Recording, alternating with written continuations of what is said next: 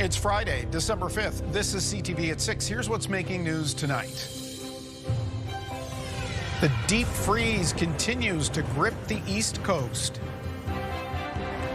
Mi'kmaq leaders decry Nova Scotia's crackdown on cannabis sales. It's going to be a cold first weekend of December with a chance of flurries. Then after that, watching for some snow next week. Live from our Maritimes News Center, this is CTV News at 6. Here is Todd Battis. Good Friday evening. The Assembly of Mi'kmaq Chiefs has responded to Nova Scotia's call for a police crackdown on what it calls illegal cannabis sales. The chiefs say they were surprised and disappointed by the directive and argue the province does not govern their communities. CTV's Jesse Thomas has more. Nova Scotia's Attorney General said illegal cannabis being sold on and off First Nations reserves poses a major public health and safety risk and called for police to step up enforcement. The 13 Mi'kmaq chiefs responded today saying they were surprised and disappointed by the directive, arguing the province doesn't govern their communities. In a statement, member to First Nation Chief Terry Paul said police must follow their priorities.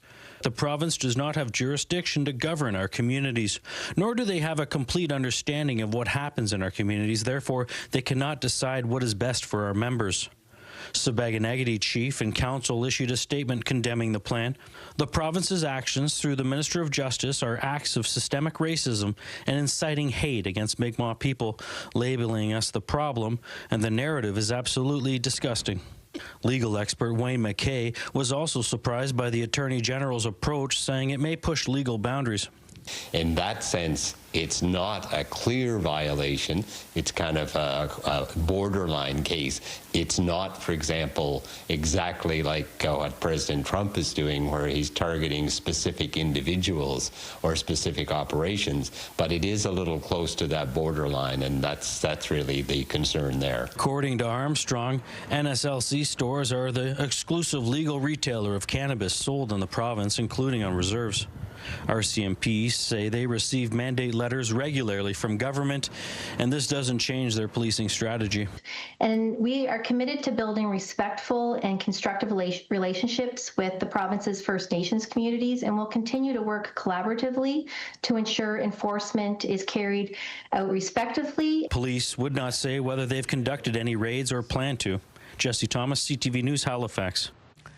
Technically, it's not winter. Technically. But the deep freeze says otherwise. So in early December, we have closures and cancellations. CTV's Ryan McDonald is in chilly Sydney.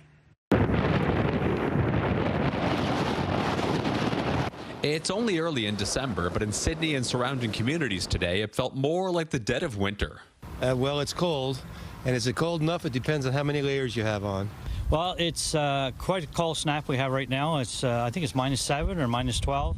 Add in high wind gusts, and it felt more like -20, making it a difficult day to be working outdoors. In Halifax Harbour, visible sea smoke was just one indicator of how frigid things felt. In Sydney, fresh snow combined with that unseasonable cold made travel a bit treacherous. Part of the Esplanade was blocked off around noon after some telephone wires were taken down. The salt is not working. The streets are slippery, slush-covered, and icy. And of course, with the wind chills that are coming up, it's whipping up the sea states, and it's certainly not a very nice day to be traveling out on the open water. As a result, both the Newfoundland and PEI ferry crossings were canceled for the day. It's been a challenging week in total. We've had multiple storm systems move through, which have had an impact on our schedule. And unfortunately, once we get through today, we're expecting another system to move in early next week. Pretty much everyone I ran into today seems to agree that this level of cold does seem awfully early for this time of year. Classes were canceled at all schools in the Cape Breton Victoria and Strike regional centres for education. Students in the former also had no school on Wednesday or Thursday, meaning a 5-day weekend. Back on the streets of Sydney, some were taking today's cold conditions in stride. We're Cape Bretoners. Cape Bretoners are used to this. If you bundle up, turn your back to the wind, have a buffer, it helps. Canadian, we call this winter. And it's only just beginning. Ryan McDonald, CTV News, Sydney. And it is only just beginning. -13 at Officer Square in Fredericton. No one taking advantage of the ice surface there tonight, Kale and Mitchell, probably at home.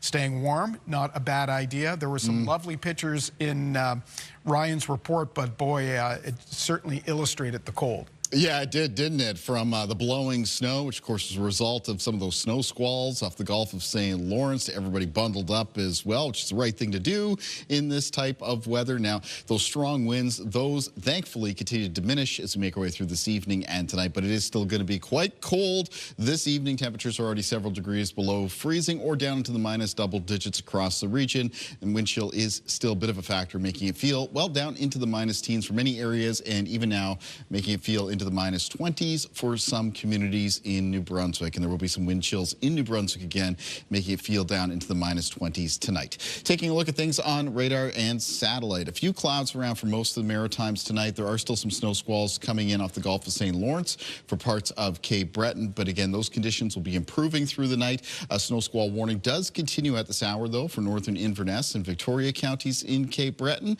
as do wind warnings with potential for some wind gusts, especially at higher elevations, up to be between 90 and 100 kilometers per hour. Now, this is not the last of the cold air that we're going to be contending with here over the next several days. This first burst is moving past us, but then as we move through the weekend, especially as we get into Sunday, the wind becomes northwest again, and that's going to start to bring another round of fresh polar-sourced air down into the Maritimes. So expect returning very cold conditions in northern areas of New Brunswick on Sunday and across the Maritimes Sunday night into Monday. And that next round of cold air moving in is important because on Monday we have a low pressure system approaching, and that has the potential to bring a snowy start to next week for a good portion of the Maritimes. More on that later on. As for tonight, though, with the relatively clear conditions, if you're going to brave the cold, it's a decent night for some night sky viewing for a good portion of the region. Waning gibbous moon, 99% illuminated. You can look for the planet Jupiter in the constellation Gemini just below the moon. No aurora likely to be spotted, and no pass from the International Space Station. Todd. All right, I'll stay inside. Thank you. We'll see you later for the full forecast. New numbers show there are more homeless people in St. John right now than just a few months ago. The housing minister is being criticized after a pair of deaths. CTV's Nick Moore has details. The Waterloo Village area of St. John is the provincial riding for Housing Minister David Hickey, who has confirmed that people who are homeless have died in the area in recent weeks. I did know two of them. There was, I think some of our community outreach organizations had confirmed that it was more like 4 in the last little while. Hickey did not share information about the circumstances of each death, nor when or where they happened. These are not easy lives to live, as the over 1,500 people that are living on the street in New Brunswick right now. They're difficult. A city report to council earlier this week said 61 new people have become homeless in St. John since August. At that same meeting, St. John city councillors voiced frustration that a November 17th goal to have no tent encampments had come and gone, with people still living in tents around the city. I understand, like, we put the dates on, and maybe those dates were too hopeful, and maybe we didn't have the right data to say. We didn't know what the acuity rate was. If we thought we only had 2 or 3% of high acuity, then yes, those dates would have worked. But that's not what we have. Back in the legislature, the official PC opposition was critical of the provincial government on the homelessness file. When you see that there are deaths that are happening, and all they can talk about is how they've put a task force in place and allocated money, I asked a very specific question. How St. John is asking for money to be able to help relocate people. How much have you spent? And there was no answer. St. John City councillors rejected a staff recommendation on Monday that would have removed deadlines from its red zone encampment plan. Nick Moore, CTV News, St. John. A statement of claim was filed today against Nova Scotia Power, the launch of a class action lawsuit against the utility following a data breach and subsequent customer overbilling. McGillivray Law filed the statement of claim with the Supreme Court of Nova Scotia earlier in the day. Nova Scotia Power said it first found issues with its system on April 25th. It later learned a threat actor had gained unauthorized access to part of its network on or around March 19th. The utility informed customers about the breach in early May. The stolen information, some of which was published on the dark web, included customers' social insurance numbers, birth dates, and bank account information. We have over 3,000 people at this point who have signed on with us, but we were in an investigative stage until today. So we're filing the action and starting it today. Nova Scotia Power has offered a free 5-year credit monitoring service to its customers. Though it has been filed, the class action lawsuit has not yet been certified in court. A 57-year-old woman has been arrested for allegedly taking more than $30,000 from the New Waterford Minor Hockey Association. Police allege nearly $33,000 went missing between late 2024 and early 2025. They charged a volunteer with the Hockey Association with theft. Online, we have details of how bystanders detained a suspect who was arrested for a break and enter. You can read more about that right now at our website, ctvnewsatlantic.ca. It was standing room only this morning at a candlelight vigil in Fredericton to mark the National Day of Remembrance and Action on Violence Against Women. And for New Brunswick's minister responsible for women's equality, it's an emotional day. Her sister was attending Polytechnique Montreal when 14 women were murdered during an attack on this day 36 years ago. She was not there at the time of the shooting, but it's a day Lynn Chantal Boudreau remembers vividly, waiting to hear if her sister was all right. The violence is everywhere, and we have to be aware of that, to recognize the different sign of violence and different type of violence too. If we want to address that, we have to end the fight all of those type of violence. For the first time, Boudreau will visit the Polytechnique tomorrow to mark the day. 6 months ago, a Bedford family was devastated by the loss of their 3-year-old boy. He was killed while playing outside with friends. And today, a book was published in his honor, and it aims to help families deal with grief and loss. CTV's Vanessa Wright has the story. The family of 3-year-old Maverick Brown has spent the past 6 months without him, and not a day goes by that his absence isn't felt. Every morning is hard. It's tough to get out of bed. Maverick was struck and killed while playing outside his Bedford home. It's been a trying time for his family, but in the midst of it, a beacon of light. So I more recently just started writing children's books, and I had the idea that I wanted to do this for Maverick, so I messaged Joel and asked him if he would be okay with me doing it. 2 weeks later, the book was published with a goal to offer a message of hope. The story, it reminds kids that it's okay to feel sad and it's okay to feel happy again. Grief is confusing, especially for young children, which is why this book was created. And the book's title, 2 More Minutes, holds special meaning. 2 more minutes was what he would always say. If it was time to go to bed, it was time for a nap, if it was time to leave to go somewhere and he was doing something, it was, can I have 2 more minutes, Mommy? Or can I have 2 more minutes, Daddy? And that day, he said, can I have 2 more minutes to play with my new friends outside? And 2 minutes is all it took to take his life. It was all it took to bring him into this world. And it's just, I would give anything for 2 more minutes with him. They hope the book will touch other families. As hard as it was to do, it felt very important to be doing it. Joel had mentioned, too, that there just isn't enough books based on grief for children. Maverick's home is still filled with some of his favorite things: toy trucks, stuffed animals, and now a book. And I know he's watching over me, but I really wish he was just here in person to read it, because I think he would absolutely love it and be like, Daddy, that's a book about me, and want me to read it to him every single night. Knowing it would bring a smile to a face that is deeply missed and forever cherished. Vanessa Wright, CTV News, Bedford. Get the Maritime's top stories, breaking news alerts, and watch live. Download the CTV News app. There is no shortage of bad roads in the Maritimes. Everyone can think of at least one. But a New Brunswick man, fed up with the state of his, stood up and demanded a fix. CTV's Derek Haggett has his story. For years now, Stephen Robb has been fighting to get the highway that runs past his general store fixed up. He's written to the Premier's office, pled with the Department of Transportation, and done countless interviews. His words didn't fall on deaf ears. Oh, amazing. Amazing, finally. The province recently announced upgrades to Route 955 that runs through the municipality of Strait Shores. The 8-kilometer project is planned for next year at a cost of around $2 million.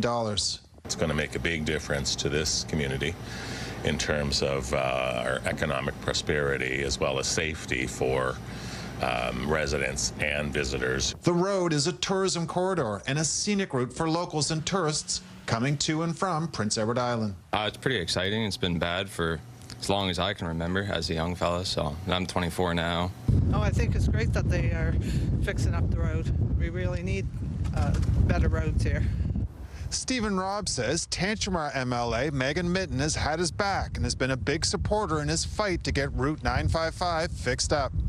Mitten says she too has been fighting for years for road work to be done. Some patching was completed this summer, but Mitten says more work is needed. I have literally had people from other provinces complain to me about some of the roads in the area, and so this is good news in terms of tourism. Mitten and locals have thanked Rob for his efforts. Like no one else made an attempt that he's made, so it goes quite a long ways. When work will actually start isn't known yet. Derek Haggett, CTV News, Little Chemagoué, New Brunswick. Earlier this week, we told you about Nova Scotians buying up American booze that's been put back on the shelves. Well, New Brunswickers, not to be outdone, are buying leftover American booze at a pretty steady rate as well. You may recall in the spring, NB Liquor pulled U.S. alcohol off its shelves. In October, the Crown Corporation said it was going to liquidate the bottles at its Salisbury depot. At the time, $3.5 million worth of product was left. 2 months later, less than $2 million worth remains. And those numbers are continuing to drop. It's been a very productive way to move through those products. The minister responsible for NB Liquor said moving U.S. liquor creates more space for local products. Over 450 young people in New Brunswick have accessed free licensed therapy through the organization Partners for Youth. And that, says the program's director, shows just how badly needed the program is, which is why almost 300 people came together in Fredericton today. Police, counselors, politicians, they all wanted to support the cause and listen to how the current government says it's working to make a positive change. We'll connect them to services within 7 days is our goal, and we've provided literally thousands of hours of free licensed therapy for young folks.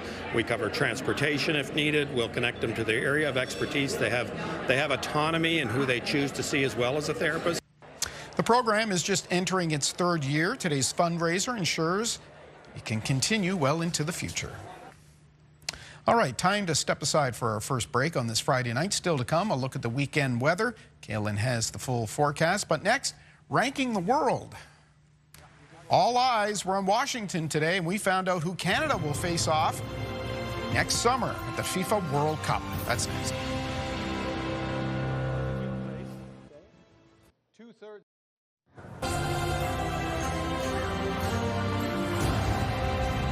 Everything about this shot from Point Pleasant Park at sunrise looks cold.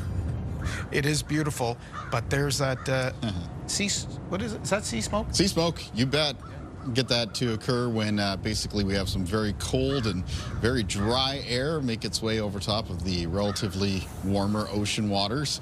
Using warmer very much in a relative sense there. Right. And then you get that sea smoke to appear. So we had actually I have a picture for it coming up at the end of the program for tonight as well. It was something being observed around parts of the coastlines in the region this morning. Now normally we start with the western look and come across the country, but you're starting off with something rather nasty behind you. Yeah, I mentioned that towards the start of next week it may be a snowy start for parts of the Maritimes, so I wanted to begin with looking at that. So we have a low pressure system that's at first a pretty weak, fast-moving system making its way to the Midwestern United States. But once it arrives on the eastern seaboard, moves through the northeastern U.S., it does look like it'll strengthen quite quickly as it takes a path that'll bring it south and east of the Atlantic coastline of Nova Scotia. Now, we've got the usual uncertainties with this type of weather system. The exact amount of snow and where it falls will depend on how close that low gets to the Atlantic coastline of Nova Scotia, because if it gets close enough, there may be some rain that mixes in around Atlantic coastal areas of that province. However, if it holds a little bit further offshore, it'll just be a straight up snow event. And then it's expected to strengthen as well as it moves northward towards locations in Newfoundland. So the rate of how fast that system strengthens as it moves past as well will determine in some cases how much snow comes down in total. But let's talk about what things are looking like right now. And for the province of Nova Scotia, it looks like it might be a general 5 to 10 centimeters of snow for Atlantic coastal areas, maybe a little bit less in the southwest, and certainly could be less if we end up getting rain mixing in.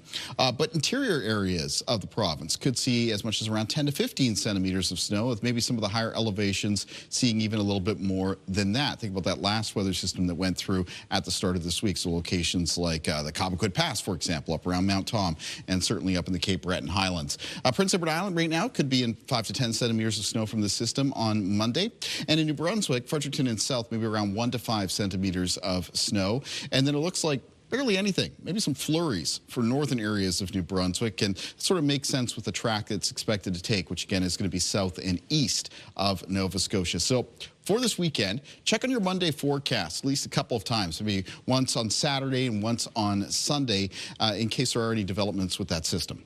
Now, taking a look at our timeline for cloud cover and precipitation for tonight, in most cases, just a few clouds around. There will be improving weather conditions in Cape Breton, where there currently is still some snow squalls coming in off the Gulf of St. Lawrence, and winds are high and gusty. In the forecast for tomorrow, low chance of flurries around the Bay of Fundy coastline, both New Brunswick side and Nova Scotia side, first thing in the morning. Otherwise, a mix of sun and cloud, and then a low chance of flurries in western New Brunswick and southwestern Nova Scotia Saturday afternoon. It's a cold day for tomorrow, but the winds won't be as gusty as they were today. They'll be out of the south and southeast, sustained 10 to 20 kilometers per hour, a few gusts between 20 and 30. Now tonight, though, is still plenty cold in the region. A lot of low temperatures down into the minus teens, even some minus 20s making an appearance around northwest of New Brunswick. Here's a look at your high temperatures for Saturday in the north of New Brunswick between minus 6 and minus 10. And down through central and southern areas of that province, the high temperatures mostly between minus 7 and minus 4, though between minus 2 and 0 on parts of the Bay of Fundy coastline. Prince Edward Island for tomorrow with high temperatures between minus 2 and minus 4. In the east of Nova Scotia, it is high temperatures mostly between minus 4 and 0. For northern and central parts of the province, high temperatures for tomorrow in the range around minus 4 to 0. Cumberland, Colchester counties into Hants County. For Halifax County, between around minus 1 and plus 2. The Annapolis Valley tomorrow with high temperatures near 0 degrees and highs between 1 and 3 on the south shore and in the southwest of Nova Scotia. In that 7-day outlook for New Brunswick coming up on Sunday, it's a mix of sun and cloud. Temperatures still cold. Potential for snow for southern areas of New Brunswick on Monday. It's a chance of flurries for northern parts of the province. Cold on Tuesday of next week. The next system may arrive Wednesday night as a mixture of snow and rain, and it looks like it'll be turning cold and behind that one for the end of next week. For Nova Scotia and the outlook coming up on Sunday, it's a chance of some flurries. Colder air moves in Sunday night, and then that potential snowfall on Monday. After that, Tuesday's a mix of sun and cloud, colder temperatures, but the next system arriving Wednesday into Thursday looks like it'll be rainy, so there'll be a warm up with that one. It's followed by a chance of flurries on Friday. And for Prince Edward Island in the forecast, flurries in the forecast for Sunday. Snow in the forecast for Monday. Again, for PEI right now, could be 5-10 centimeters. Chance of flurries Tuesday night, followed by the next rainy weather system arriving Wednesday night into Thursday. Todd. Okay, we'll see you later in the show. Next, coming up, still ahead rather, we'll talk about what's new in theaters, and we'll have this story in the scene. Hi, it's Katie Kelly. Coming up on the scene, the buzz behind Heated Rivalry, one of the most talked about series on TV right now, and it all started with the Nova Scotia author. How Rachel Reed's books became a global sensation, coming up. Okay, so all next week, we have your chance to win some sunglasses from Vogue Optical, valued at almost $300. Also, tune in to get your shot at a $200 gift card to Shoppers Drug Mart.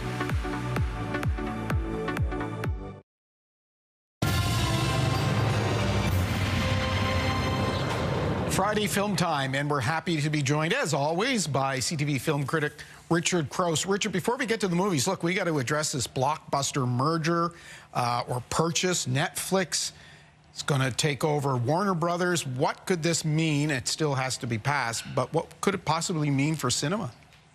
Well, I don't think anything's going to happen for a year or 18 months from now. So we've got a little bit of time to figure this out. But I don't think that this is great news for the theaters. I think that Netflix is so focused on their algorithm, on making sure there's something new on their service every second of every day, that I have a feeling that they're going to shorten the window, as they call the window, between when a movie opens in theaters and when it plays on Netflix. And what that does is take away some of the excitement about going to the theater. Well, if I can see it on TV in a couple of weeks and it's cold out, I'll just stay home and watch it there. Whereas movies live and breathe in movie theaters, and that's where they belong. So we'll see what happens in a year and a half, but I don't know it's great news for theaters. Yeah, and we should probably put an asterisk by this, right? It has to pass the regulatory body, and there's already some talk about how this might be a monopoly, and we could only end up with, what, a couple of big players in the industry? Well, there is that. I mean, if all this goes through, Netflix will be probably one of the biggest, if not the biggest, entertainment companies in the world. Okay. 3 films to get to tonight. Let's start with a horror saga based on a video game. They all are now, aren't they?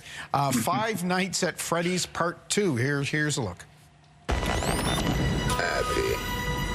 Abby, help us. Come find us. Well, that's creepy, especially around the holidays. The toys come to life.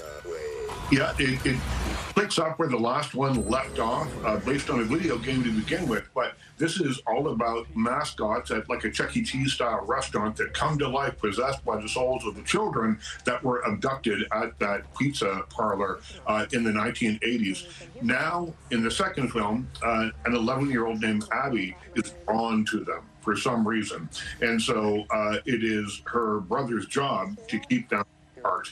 And this movie starts off with 10 pretty good minutes, and then it devolves into jump scares, and there's not much here, I don't think, unless you're a fan of the video game series, in which case probably you'll get a lot out of it because there's Easter eggs hidden all the way through this thing. So I only gave it 1.5 stars, but I have a feeling video game fans will give it a much higher rating. Okay, I need a little more than 10 minutes. For it to be good. Next, a Broadway hit that's on the screen. Live action, though, not a film version per se. This is Merrily We Roll Along. I've never seen so many famous people. This is a Tony winner, right? Four-time Tony winner, written by Stephen Sondheim, was a flop when it first came out in 1981. Then a huge hit in 2023 with Daniel Radcliffe and Jonathan Groff. And it is, just as you said, sort of a hybrid. It's a live show, but it's filmed for movie theater. So the advantage to that is that you get to see these performances in a way that you never would see them.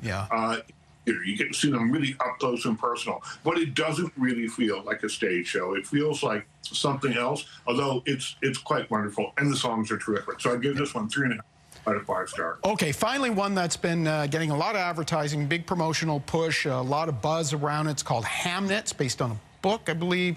This is it's a take on Shakespeare and perhaps his best-known play, right? Here's a quick look. Is it true? You know everything about a person by touching them here?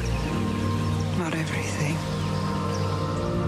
He's got more inside of him than any man I've ever met. Beautifully shot. As I mentioned, some Oscar buzz. Is it warranted? Yeah, it is warranted. This is a very difficult movie, though. Justin Buckley, one of the great actors of her generation, plays Agnes Hathaway, mother of twins that came from the relationship she had with William Shakespeare. When Hamnet, the boy, dies of the bubonic plague while Shakespeare is in London cementing his career, she falls apart. She falls into a deep abyss of sorrow. And it's a harrowing performance. Absolutely will give you goosebumps. It's really, really intense. But the movie ends up on kind of an uplifting note. And I will tell you no more than that, but you should know that Hamnet and Hamlet, the names, were interchangeable in 16th century England. That's the only hint I will give you as to how the power of art can help overcome lots and lots of things. Okay, well, there we go. 3 very different films for the offering this weekend in the cinemas. Richard Krause, thank you very much, and happy viewing. We'll see you soon. Talk to you soon. Thanks, Todd. All right, we're going to do something a little different tonight. We want to ask you this in the CTV web poll. How do you prefer to watch movies based on what we're hearing about Netflix? I prefer to go to the cinema to get the full theatrical experience. I like to wait for them to land on streaming services. Or who has time to watch a movie? Vote at the website.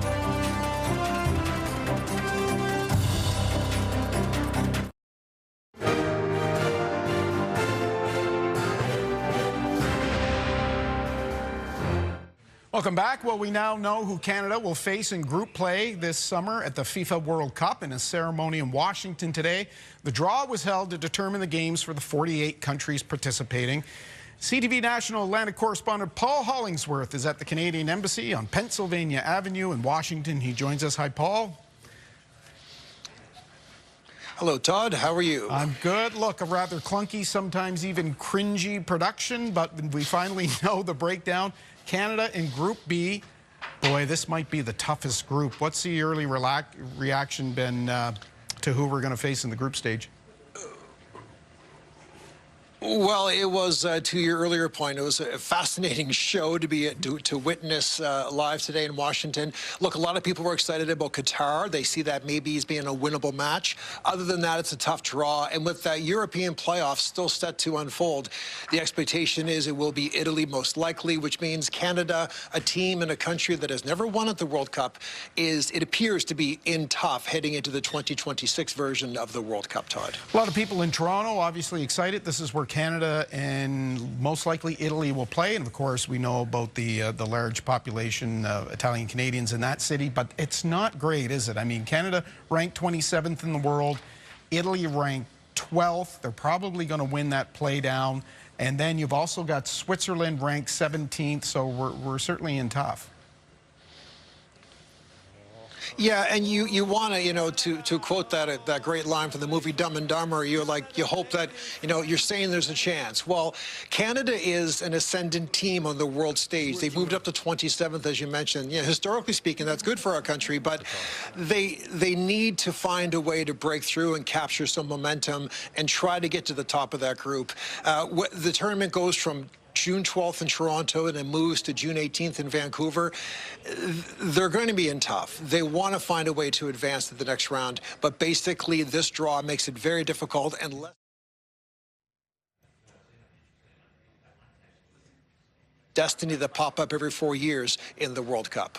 We missed the last couple of words you said there, Paul, but how do members of the team, there was a few there, Jesse Marsh, the coach, how are they feeling about the draw? I mean, they know a couple of these teams. They certainly could have been facing teams that they'd never confronted before. So maybe there's some advantage in that? Oh, for sure. And I think there's a general theme of excitement, Todd. I mean, the World Cup's in our country along with Mexico and the U.S., so that excitement sort of sets the table. The men's program has had a very good 2 or 3 years leading into this tournament. They are ranked relatively high by Canadian standards. So I think all those exciting factors sort of supersede any tempered expectations that go along with how this group is looking heading into this tournament. Yeah, good point. I know you've got a news conference coming up, so we'll let you go, and you'll have more on CTV National News tonight. Thank you, Paul, from the Canadian Embassy in Washington. Thank you very much. We'll take a break. We'll be right back. Stay with us.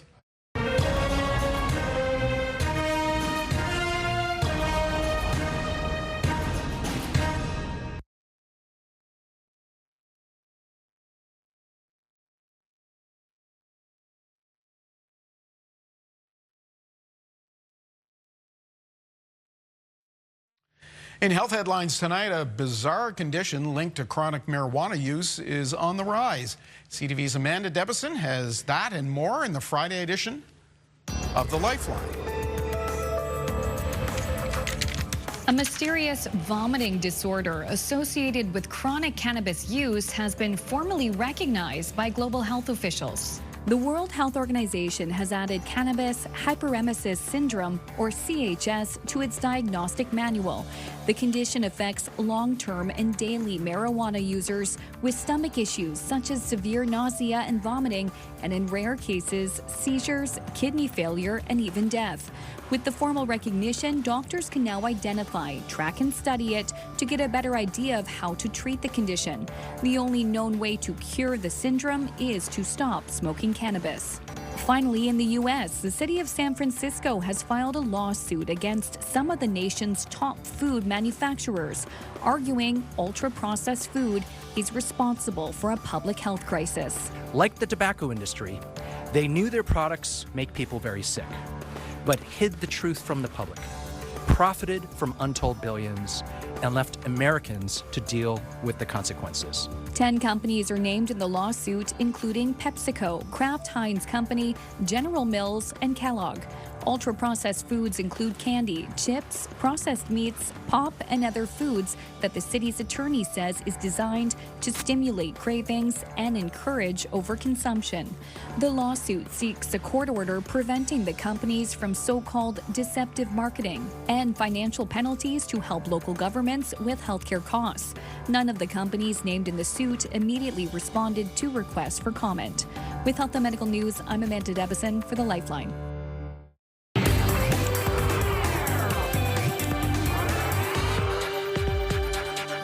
Well, tonight on the scene, a Halifax author's hockey romance novel has turned into one of the hottest new shows on Crave, and as CTV's Katie Kelly shows us, heated rivalry is also getting plenty of international attention.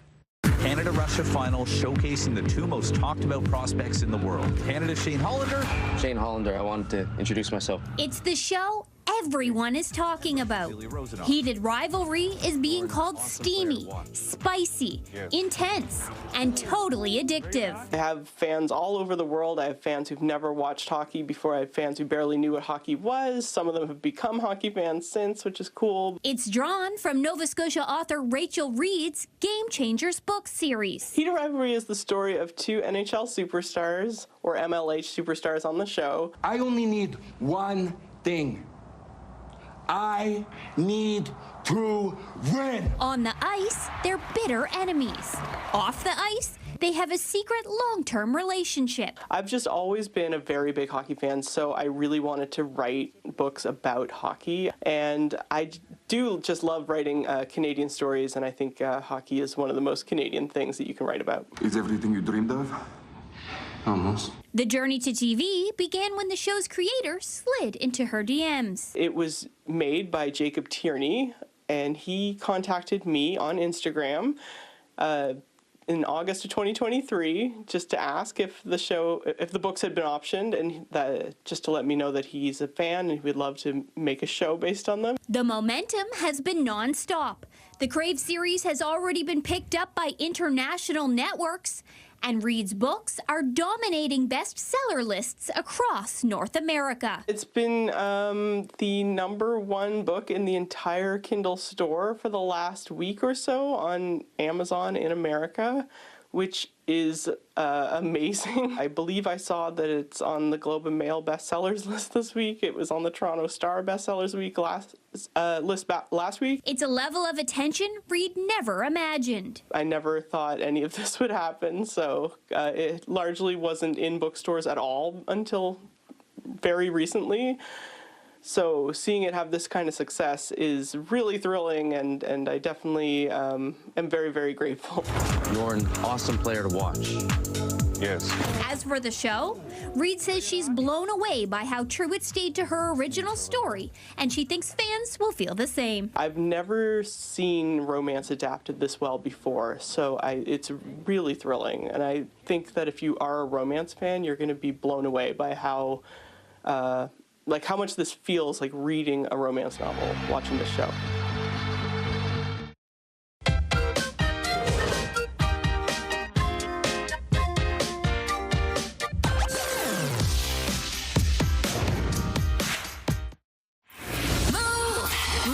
with Aaron and Peter. Did you hear we're giving you 20 grand for the holidays? Plus daily bonus prizes of $500 cash. Listen for your keywords weekdays every 2 hours from 6 to 6.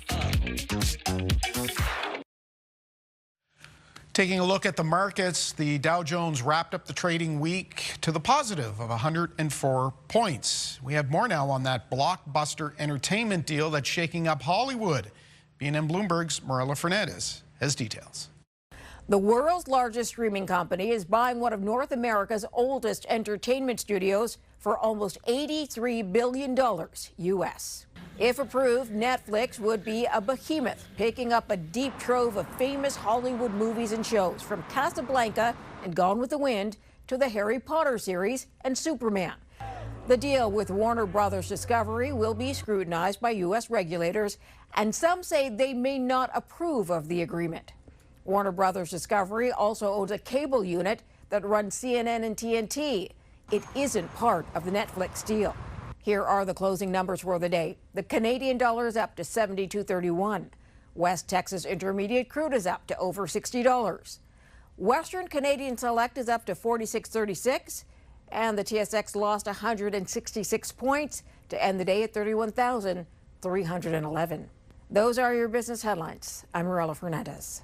And a look at the wake-up weather. Kalen's outside. Yeah, it's cold out here, but the wind has come down, so that's nice. I've got a great view of that moon. Now, it's not quite full tonight. It's like 99% illuminated, but it is the last supermoon of the year, so many parts of the Maritime should be able to spot that right now over the eastern horizon. Let's take a look at a view picture for tonight. This was a common sight in some of the waters off of Nova Scotia. Sea smoke, we talked about this earlier. This one is from Sid Lawrence from Heartland Settlement, Nova Scotia. And Heartland Settlement for tomorrow does start off the day very cold, but the afternoon high temperature expected to get a degree or two above the freezing mark. A mix of sun and cloud during the day with some flurries likely Saturday evening. Day planner for tomorrow, very cold start across the Maritime region. Expect morning temperatures well down into the minus teens for most of New Brunswick and even parts of Prince Edward Island, northern eastern areas of Nova Scotia. Even coastal areas of PEI, Nova Scotia for tomorrow will be starting several degrees below zero. In the afternoon, there'll be some increasing cloudiness. There'll be a chance of some flurries around the Bay of Fundy coastline in New Brunswick and the Bay of Fundy coastline minus basin area of Nova Scotia, as well as around the southwest of Nova Scotia. Cold in the north of New Brunswick for tomorrow and chilly in the afternoon for everywhere else. Let's find out what's coming up next week on your Morning Atlantic. Monday on Your Morning Atlantic, Pastry Paradise. We visit a bakery where everything is made from scratch using family recipes that have traveled from Croatia to Canada. Start your morning with us Monday on Your Morning Atlantic on CTV2 and Crave. Finally tonight, we showed you the tree at Rockefeller Center earlier this week, so we've got to show you Boston. 3, 2, 1, light that tree! Does that tree look familiar? The city's annual lighting ceremony, always a popular event on the Boston Common, no exception last night. The tree, of course, is that annual donation from the province of Nova Scotia for Boston's help in the aftermath of the Halifax explosion. This year's donation, a white spruce from Lunenburg County, nearly 14 meters tall. Tomorrow marks the 108th anniversary of that disastrous event. And one more reminder of the 62nd annual Christmas Daddies Telethon. It takes to the airwaves tomorrow at 11 a.m. here on CTV. Fun, performances, you name it. From Halifax, Sydney, Moncton, and Charlottetown. We hope you will join us bright and early. Maybe you're going to set up your own tree. And that is our look at the day here at home. Bruce Frisco is in at 11:30. CTVNewsAtlantic.ca has our weekend reporting. Don't forget, Christmas Daddies tomorrow. I hope to see you. I'm Todd Battis. We leave you tonight with beautiful visuals of King's Landing all set up for the holidays. Good night.